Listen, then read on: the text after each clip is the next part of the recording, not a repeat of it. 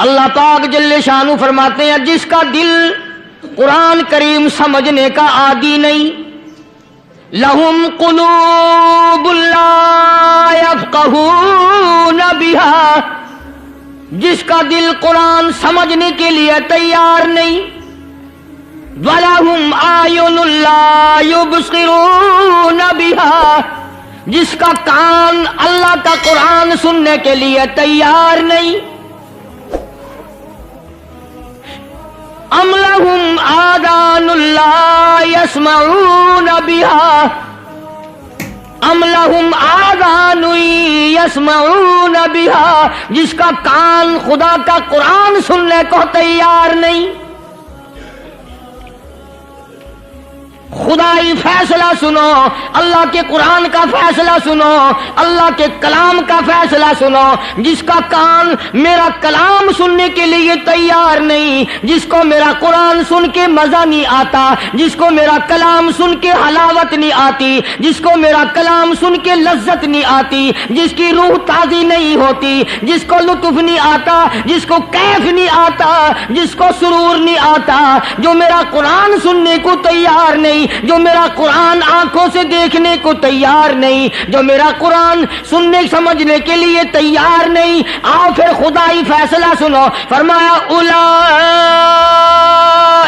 کالانعام،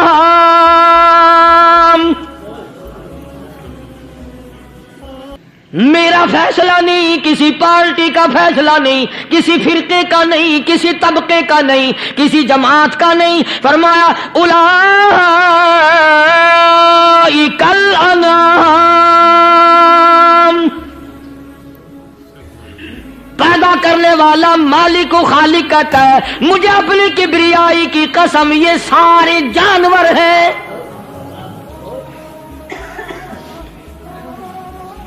یہ سارے کے سارے جانور ہیں، یہ درندے ہیں جو ایک دوسرے کو چیر پاڑ کر کھاتے ہیں، یہ درندے ہیں جو ایک دوسرے کا خون پیتے ہیں۔ فرمایا بل ہم اضل، جانوروں سے بھی بدتر۔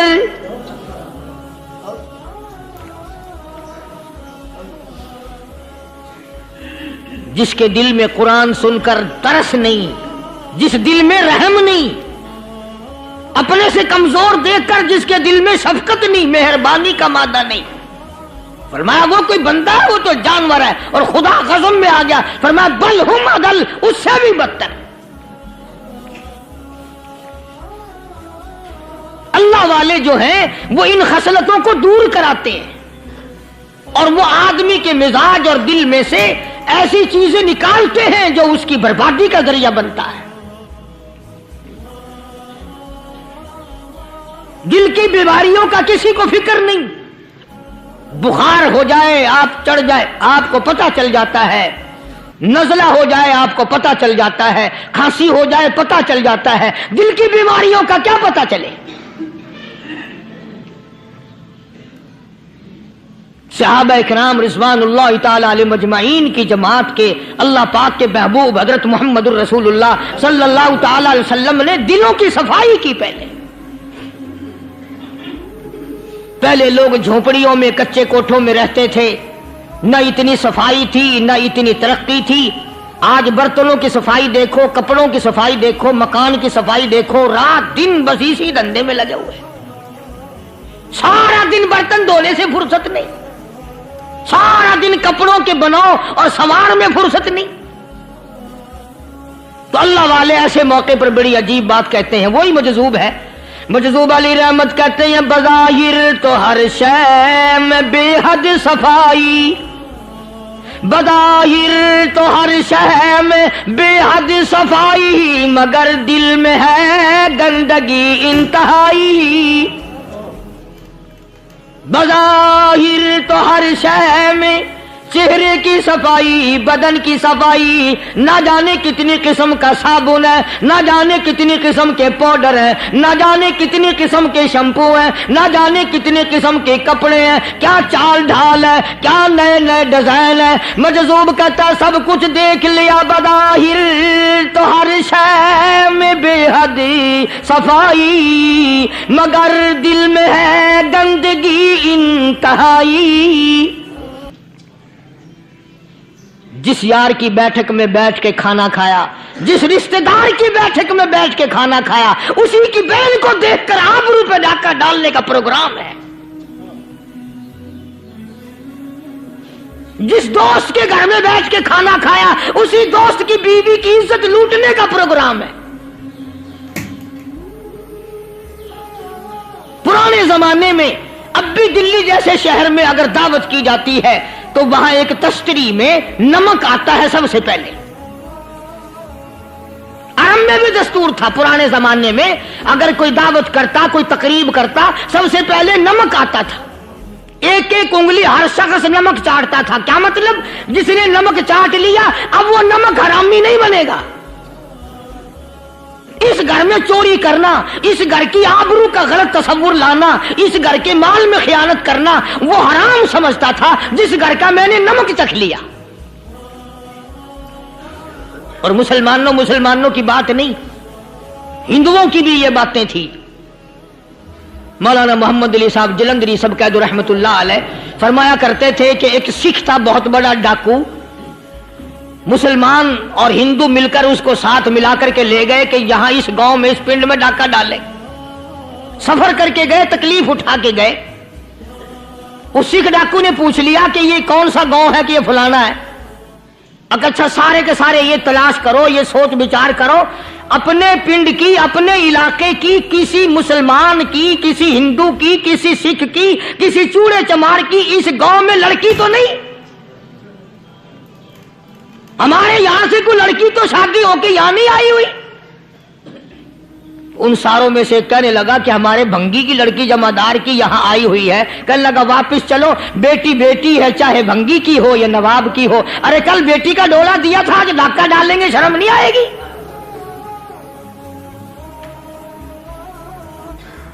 आज वो तसव्वुर कहां चले गए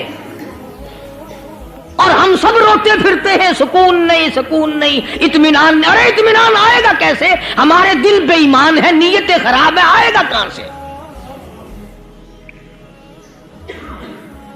सहाबा किराम रिज़वानुल्लाह ताला अलैहिम मजमईन की जमात ने इस कदर इस बात पे मेहनत की और कोशिश की कि गलत लुकमा भी पेट के अंदर ना चला जाए।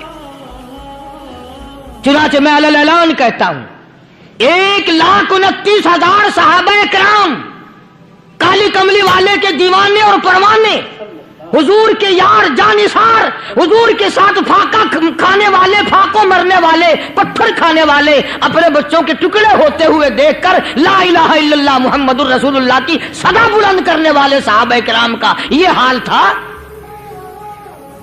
पैदल सफर करके जाते थे यहूदी ईसाई, शाम निकल गए, फलस्तीन निकल गए, हिंदुस्तान आ गए, 2-2 साल लग जाते थे। अपनी जवान बेटियों को मुसलमानों के घरों में छोड़ के आ जाते थे।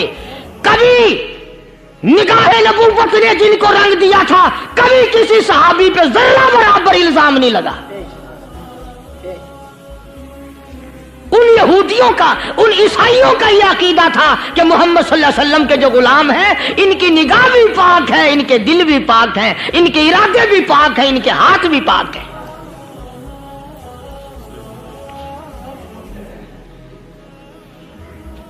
मिस्र के गवर्नर ने, मिस्र के जनरल कर्नल ने खत लिखा सैयदना फारूक आजम रज़ी अल्लाह ताला अन्हु की खिदमत में। दौरे खिलाफत है हजरत फारूक आजम का। क्या खत लिखा कि हुजूर मुझे काफी वक्त गुजर गया है और फला इलाके में आपके हुक्म से हमने जाना है और रास्ता सिर्फ एक है और उस रास्ते में जाल बिछा दिया गया। अब मुझे मशवरा दे, मैं क्या करूं, हुक्म दे मुझे। जाल क्या बिछा दिया गया कि हमें पता चल गया है ईसाइयों ने प्रोग्राम बनाया, सैकड़ों लड़कियां तलाश कर करके बड़ी खूबसूरत हसीना इकट्ठी की हैं, उनको गाने बजाने की ट्रेनिंग दी है, उनको अच्छी अच्छी आवाजों वाली लड़कियां ढूंढ के लाए हैं और उन्होंने ये प्रोग्राम बनाया कि जब मुसलमानों की फौज इस गली से गुजरेगी, इन कोठों के ऊपर चढ़ के गाना बजाना करेंगे ताकि उनके दिल में बदमाशी आए और उनका बेड़ा गर्क हो।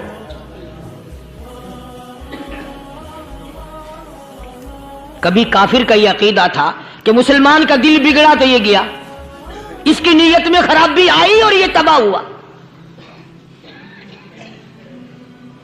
جناب فاروق اعظم رضی اللہ تعالیٰ عنہ نے اسے یہ خط نہیں لکھا کہ تو قرآن پڑھا کر، تو نفل پڑھا کر۔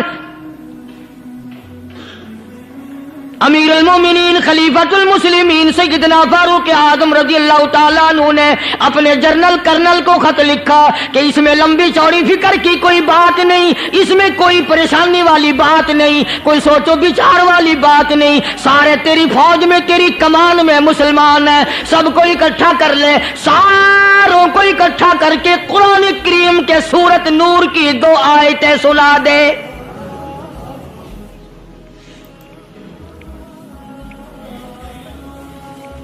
یہ بھی نہیں فرمایا کہ سزا سناؤ، اتنے کوڑے لگیں گے، جو خلاف کرے گا یوں قید ہوگی، یہ کورٹ مارشل کر دیا جائے گا، کچھ نہیں۔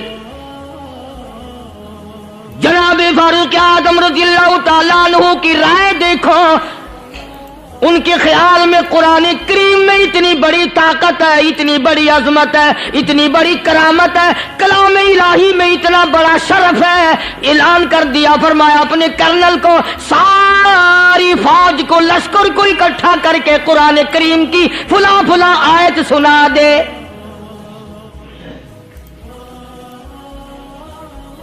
اور اس کے بعد بے دھڑک فوج کو، لشکر کو اسی راستے سے گزار کے لے جا، بے دھڑک لے جا۔ ہائے کبھی قرآن کی 2 آیتوں سے کام بن جاتا تھا، اب سارے قرآن سے میرا تیرا کام نہیں بنتا۔ قصور قرآن کا نہیں ہے، یہ میرا تیرا ہے۔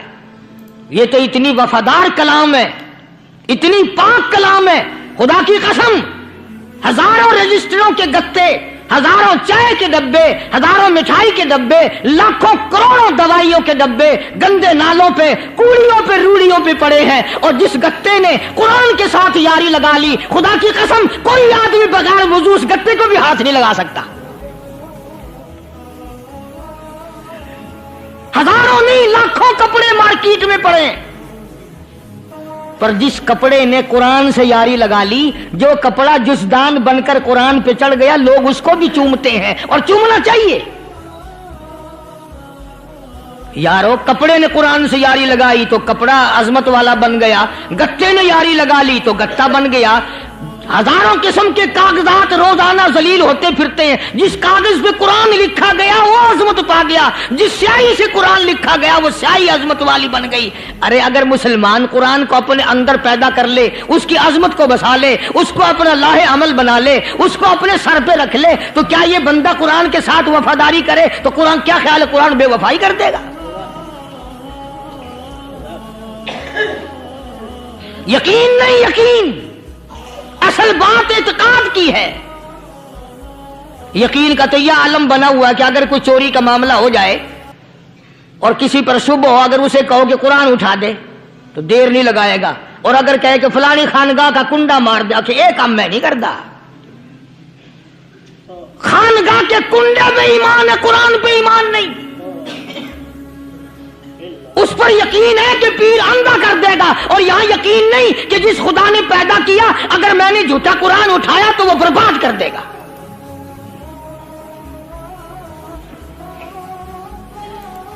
عجیب عجیب لوگ ہیں۔ چنانچہ مصر کے کرنل نے، مصر کے جنرل نے ساری فوج کو اکٹھا کر لیا۔ اس نے بھی یہ بات تو نہیں کہی کہ فاروق اعظم کو دوبارہ خط لکھتا کہ حضرت یہ تو 2 آیتیں آپ نے لکھی، یہ تو سارا قرآن روز پڑھتے ہیں، پر بنے گا کیا؟ جیسے فاروق اعظم کا یقین تھا، فاروق اعظم کی فوج کے کرنل کا بھی یقین ہے، فاروق اعظم کے فوج کے جنرل کا بھی یقین ہے۔ اس نے ساری فوج کو اکٹھا کیا، لشکر کو جمع کیا، اور اس کے بعد کہنے لگا قل للمؤمنین یغضوا من ابصارکم ویحفظوا فروجہم ذالک ازکی لہم ان اللہ خبیر بما یصنعون۔ او لوگو، خدا اللہ تمہیں کہتا ہے اپنی آنکھوں کی حفاظت کرو، اگر تمہاری نظریں غلط جگہ پڑی اپنی عزت کی حفاظت کرو، اپنی آبرو کی حفاظت کرو، اگر غلط نظریں پڑی غلط استعمال ہوئی، ان اللہ خبیر بما یصنعون،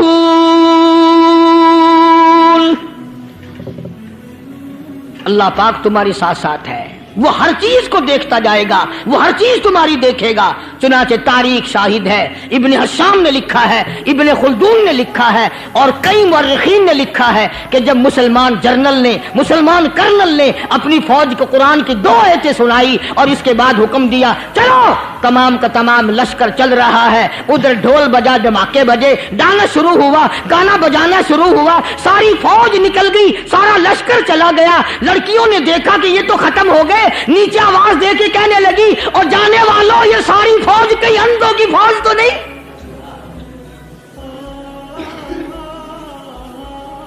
یہ حسن کا نظارہ اور یہ ڈانس اور یہ آواز، ہم ناچ ناچ کے تھک گئی، کوئی سر نہیں اٹھاتا۔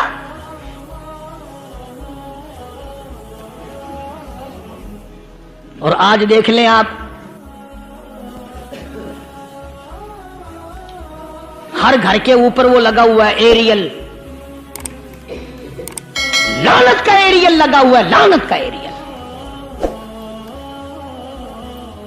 حاجیو تم کیا کہتے ہو کہ ہمارے گھر کا اس میں کیا بگڑے گا؟ خدا کی قسم وہ بگڑتا ہے، وہ دیمک لگتی ہے، وہ تباہی پھرتی ہے، تمہیں پتہ بھی نہیں چلتا۔ تم نے کیا سوچ رکھا ہے؟ مسلمان کرنل کے حکم پہ ساری فوج نکل گئی، ناچنے والی گانے والی لڑکیاں عیسائیوں کی حیران ہیں، کیا ہوا؟ لاکھوں کی تعداد میں فوج گزر گئی، کوئی نگاہ اٹھا کے نہیں دیکھتا۔ ایک مسلمان سپاہی گزرتا گزرتا نیچی نظریں کیے کیے کہنے لگا سر کیسے اٹھائے، نگاہ کیسے کوئی اٹھائے گا؟ یہ سارے کے سارے اللہ کا قرآن سن کر آئے ہیں۔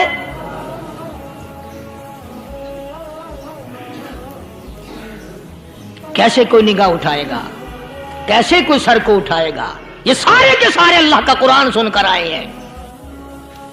ان کا عمل ہوا نا قرآن پہ، ان کے عمل کا کتنا بڑا اثر پڑا۔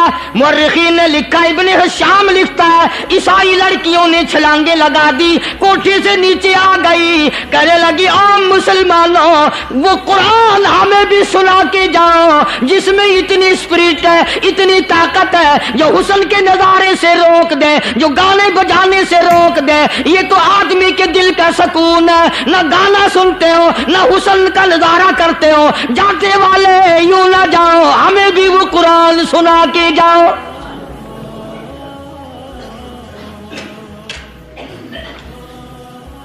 اس قرآن میں کتنی بڑی طاقت ہے، وہ کتنی عظمت ہوگی، اس میں اس کلام میں کتنی برکت ہوگی، جس کلام میں یہ تاثیر ہے کہ وہ ایسی ایسی چیزوں سے روک دیتا ہے۔ چنانچہ ایک مسلمان سپاہی چلتا بھی جاتا ہے اور کہنے لگا وَقُلْ لِلْمُؤْمِنِينَ،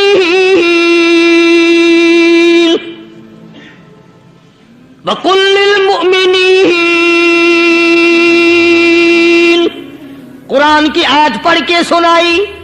سینکڑوں نہیں بے شمار لڑکیاں ایک مسلمان کی زبان سے اللہ کا قرآن سن کے کہنے لگی اور جانے والوں چھوڑ کے نہ جاؤ، ہمیں بھی کلمہ پڑھاؤ۔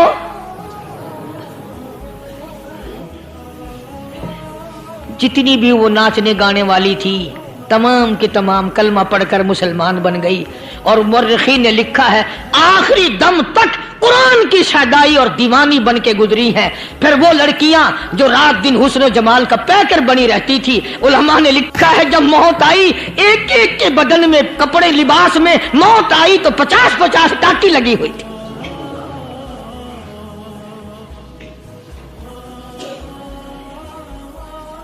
بظاہر تو آج بھی بڑی جھاڑا پنجی ہے، بڑی صفائی ہے، بڑی دوڑ دھوپ ہے۔ اسی کو مجذوب الاعلان کہتا بظاہر تو ہر شے میں بے حد صفائی، مگر دل میں ہے گندگی انتہائی، کبھی اس کے دھوکے میں آنا نہ بھائی، یہ سب ہے رعائی، بس ہے رعائی، یہ تو چیز ہی کچھ نہیں. بڑے بڑے دھندے ہمیں پلٹتے دیکھے, بڑے بڑے نظام بگڑتے دیکھے. محمد عربی صلی اللہ تعالی علیہ وسلم کے دربار میں بڑے بڑے لوگ آتے تھے. اللہ غنی, نگاہ نبوت نے جس کو رنگ دیا, سبحان اللہ, پھر قیمت تو بن گیا, وہ اسلام کی دولت سے پیچھے نہ ہٹا. کوئی پیچھا پھر کے دیکھا ہی نہیں کہ ہم کیا کر رہے ہیں. ایک لذت تھی, ایک کیف تھا, ایک سرور تھا صحابہ کرام کو. کہاں سے وہ چیز ہم لائیں, کیسے ہم میں وہ چیز پیدا ہوگی. جنگ بدر ہوا, بڑی بہترین بات ہے, توجہ لکھ کے لے جاؤ, انشاءاللہ قبروں میں دعائیں دو گے. جنگ بدر ہوا, 70 سے زیادہ کافر پکڑے گئے, مدینے میں پکڑ کے قیدی بنا کر کے لائے گئے. تنگ دستی کا زمانہ ہے, 1 سال نہیں ہوا مسلمان اجڑ کے آئے تھے, مار کھا کے آئے, پریشان ہو کر آئے, دن دولت چھوڑ کر لٹا کر آئے. ان کے پلے کیا تھا. شام کا وقت ہوا, مدنی کریم صلی اللہ تعالی علیہ وسلم نے مسجد کے دروازے میں کھڑے ہو کر اعلان فرما دیا, کون ہے جو میرے مہمانوں کو کھانا کھلائے.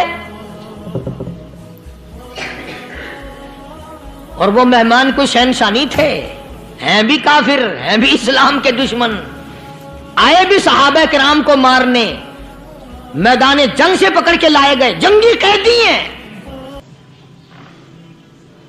اس نبی کی طرف کبھی منہ کیا کر جس نبی کا تو غلام ہے, امتی بنا پھرتا ہے. فرمایا, کون ہے جو میرے مہمانوں کو کھانا کھلائے. صحابہ کرام میں سے کسی نے 2 پکڑ لیے, کسی نے 1 کو ساتھ لے لیا. ایک نادار سا غریب سا صحابی ہے, اس نے ساتھ لے لیا ایک مہمان اور گھر لے کے گیا. بیوی کو کہنے لگا کہ کھانا کتنا ہے, کہ بس 1 آدمی جوگا ہے, 1 آدمی کی کافی ہوگا. کان میں کہنے لگا, اپنی بیوی کے دستور تھا عرب کا, مہمان اور میزبان اکٹھے کھایا کرتے تھے. اپنی گھر والی کے کان میں کہنے لگا کہ اس کے آگے کھانا رکھ دیں گے مہمان کے, جب یہ کھانا شروع کر دے گا کسی بہانے سے دیوا بجھا دیو, میں یوں ہی منہ کو خالی ہلاتا رہوں گا, یہ کھانا کھا لے گا, پیٹ بھر جائے گا اس کا. چنانچہ کھانا آگے رکھ دیا, جو کچھ بھی تھا. اس نے کھانا شروع کیا کہ جی آپ بھی کھائیں, کہ ہاں میں بھی کھا رہا ہوں. بس یوں ہی کھانے میں بھی ہاتھ لگائے, منہ کو بھی ہاتھ لگائے, اور منہ کو چلائے بھی برابر. بیوی نے چراغ بجھا دیا. یہ عمل تو صحابی کر رہا ہے اپنے گھر میں. ادھر قرآن کریم نازل ہو گیا محمد کریم صلی اللہ علیہ وسلم کی ذات پہ, فرمایا وَيُؤْثِرُونَ عَلَىٰ أَنفُسِهِمْ وَلَوْ كَانَ بِهِمْ خَصَاصَةٌ وَمَن يُوقَ شُحَّ نَفْسِهِ فَأُولَٰئِكَ هُمُ الْمُفْلِحُونَ. اور میرے محبوب مبارک ہو, تیری امت میں ایسے لوگ بھی ہیں جو اپنا منہ خالی ہلا رہا ہے, بیوی بھوکی بیٹھی ہے, چراغ بجھائے بیٹھی ہے, اور اپنے ہاتھ کو خالی چلا رہا ہے, اور میرے بندے کا پیٹ بھر رہا ہے. اور میرے محبوب, مجھے اپنی عظمت کی قسم, میں تیرے ان دیوانوں پہ جنت واجب کر چکا.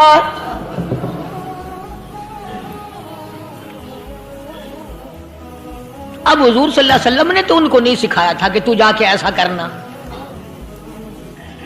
قدرتی مزاج ایسا بنا دیا تھا. ایک اور موقع آیا مدینے پاک میں, جنگی قیدی اور جگہ سے اسی طرح سے آئے. ایک صحابی ایک اور آدمی کو, جنگی قیدی کو کافر میں گھر لے گیا. بیوی کہنے لگی کہ 1 ہی آدمی کا کھانا ہے بس.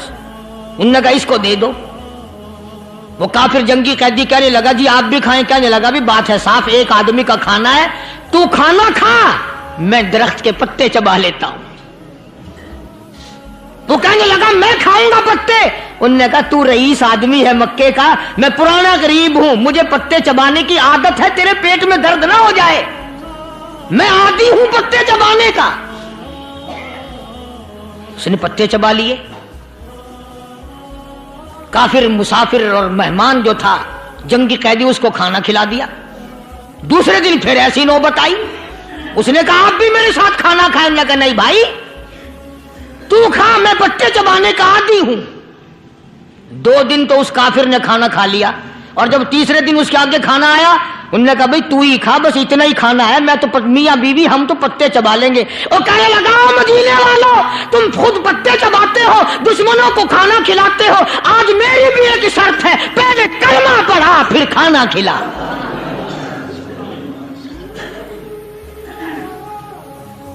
आज मेरी भी एक शर्त है।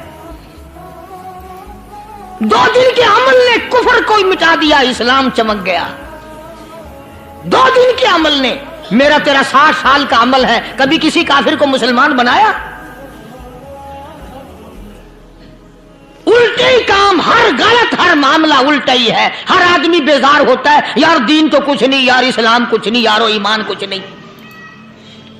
इसी को कुरान करीम ने ललकार के आवाज दे के फरमा दिया, लोगों ऐसी गड़बड़ ना करो वरना मैं वो खुदा हूं। फ़अख़ज़तकुमुस्साहिक़तु व अंतुम तंज़ुरून।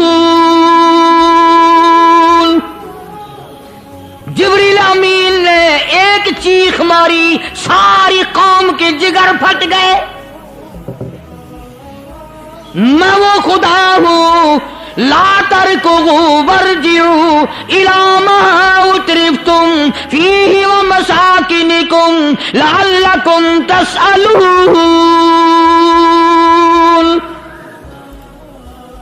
लोग मकान छोड़ के भागते हैं, माहौल छोड़कर भागते हैं, माशरा छोड़ करके भागते हैं। खुदा कहता आओ, जिन मकानों पे तुम्हें नाज था वो ये खड़े भाग आ रहे हो। इसी को कुरान करीम कहता है, इन्नल्लज़ीना क़ालू रब्बुनल्लाह सुम्मा इस्तक़ामू। वो आदमी जिसने ला इलाहा इल्लल्लाह मुहम्मदुर रसूलुल्लाह सल्लल्लाहु अलैहि वसल्लम पढ़ा, अल्लाह की तौहीद का इकरार कर लिया, ओ मेरे मालिक तेरे सिवा मेरा कोई मुश्किल कुशा नहीं, हाजत रवा नहीं, मेरे दिल के भेद को जानने वाला नहीं, मेरी बिगड़ी बनाने वाला कोई नहीं, उजड़ों को बसाने वाला कोई नहीं, खेती को आबाद करने वाला कोई नहीं, एक दाने से सैकड़ों दाने बनाने वाला तेरे सिवा कोई नहीं।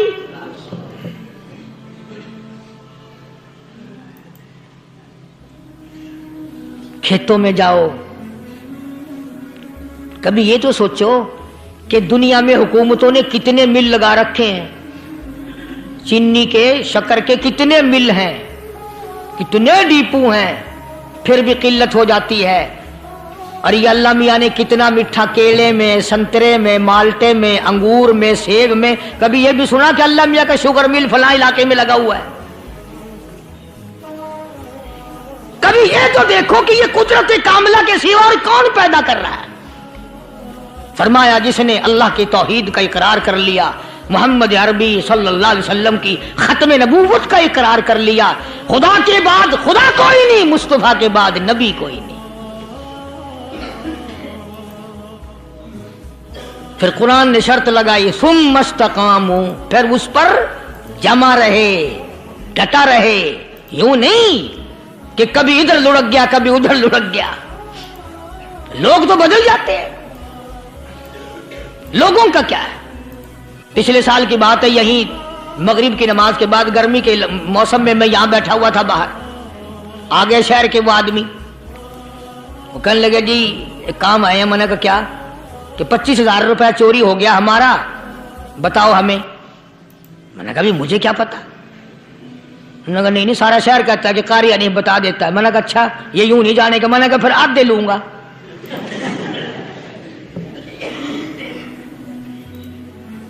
$25,000 गुम हुए हैं ना, 12.5 मेरे, 12.5 तुम्हारे। कहने देखो ना जी बाल बच्चे, छोटे छोटे गरीब बच्चे हैं जिनके वो पैसे हैं। मैंने कहा अच्छा मैं बादशाह लगा हुआ हूं।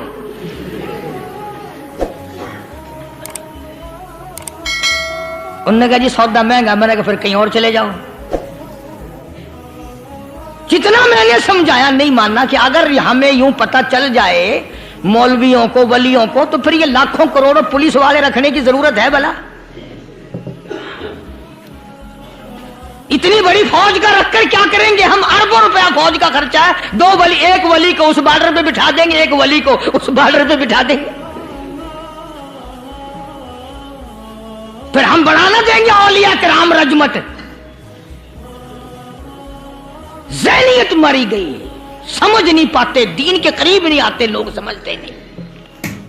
فرمایا ثم استقاموا تتنزل علیہم الملائکۃ الا تخافوا ولا تحزنوا وابشروا بالجنہ التی کنتم توعدون۔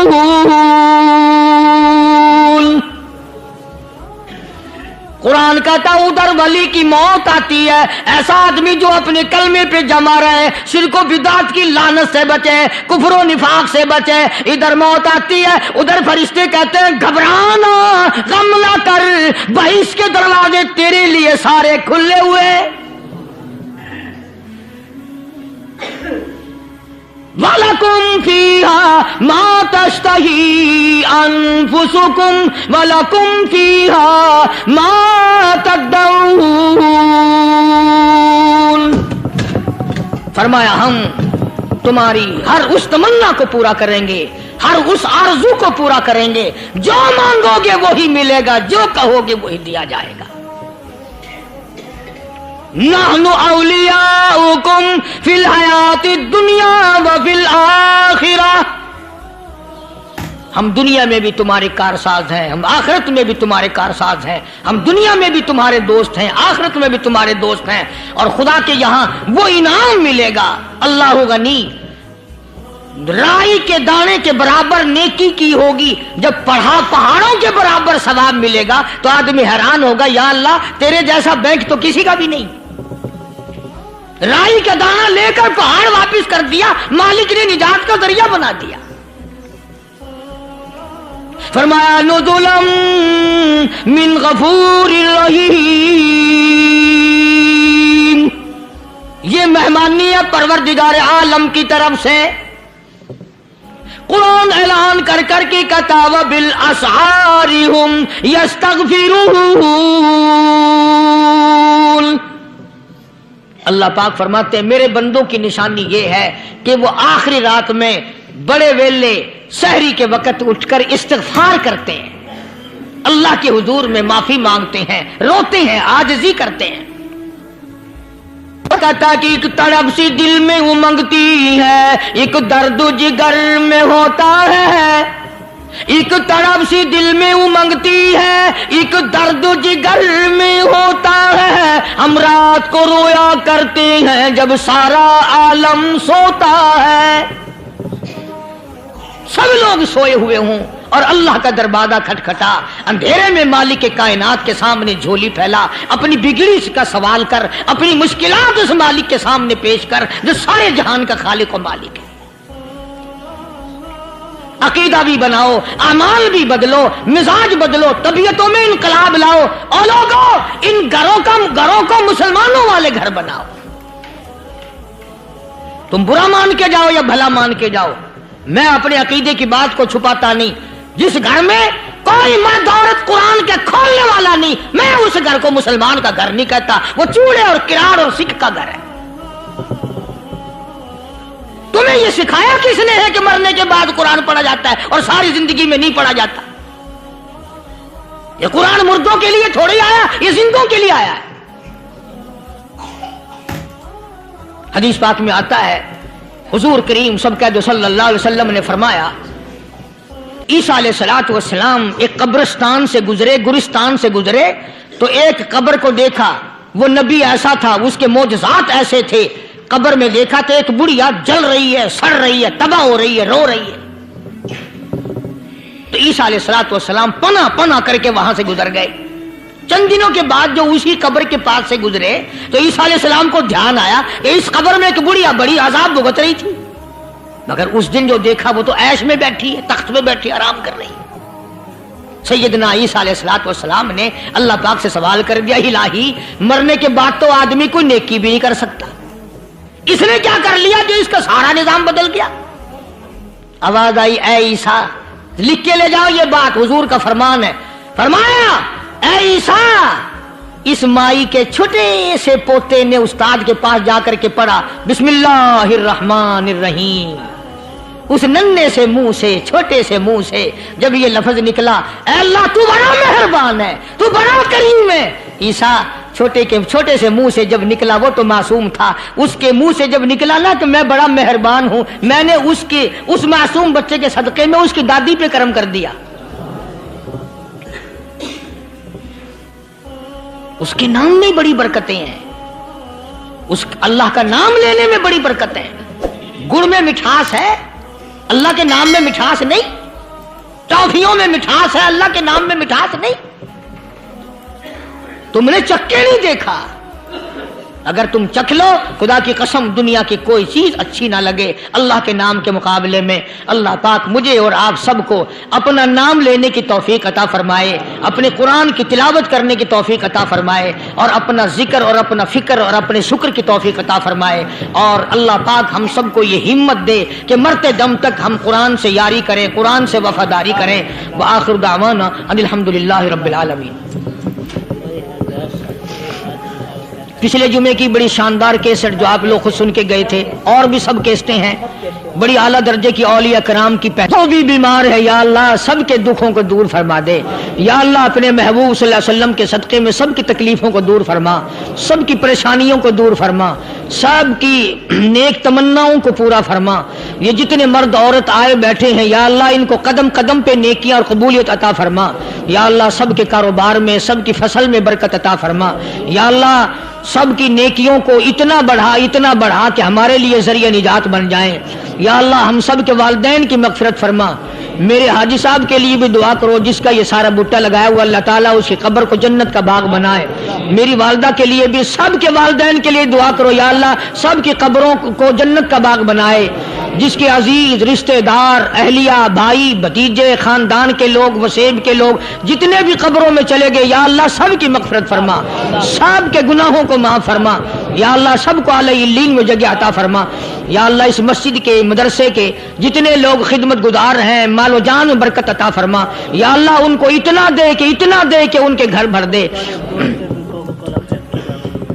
ہاں کوئی ساتھی بتلا رہے ہیں کوکا کولا کا کوئی ساتھی ہے جہاں بھی ہے، اللہ تبارک و تعالیٰ سے استقامت عطا فرمائے۔ یا اللہ ان سب کو حج بیت اللہ نصیب فرما، سب کو روزے رسول اللہ صلی اللہ علیہ وسلم کی زیارت نصیب فرما، بے اولاد کو اولاد عطا فرما۔ یا اللہ ہم سب کی اولاد کو نیک، صالح اور نمازی بنا، یا اللہ سب کی اولاد کو ہدایت عطا فرما۔ یا اللہ ہم سب کے گھروں کو نماز اور قرآن سے آباد فرما، مرتے وقت کلمے اور ایمان والی دولت عطا فرما۔ یا اللہ ہم سب کی عزت، آبرو، جان، مال اپنی امان اور اپنی حفاظت میں رکھ۔ یا اللہ ساری امت کی مغفرت فرما، سارے پاکستان پہ کرم اور فضل فرما، ساری مخلوق کے ساتھ یا اللہ رحم کا معاملہ فرما۔ یا اللہ ہماری دعاؤں کو نہ دیکھ، ہمارے اعمال کو نہ دیکھ، اپنے محبوب صلی اللہ علیہ وسلم کے صدقے میں تمام دعاؤں کو قبول فرما۔ صلی اللہ علیہ حبیبہ محمد وعلی آلہ واصحابہ اجمعین برحمتک یا ارحم الراحمین۔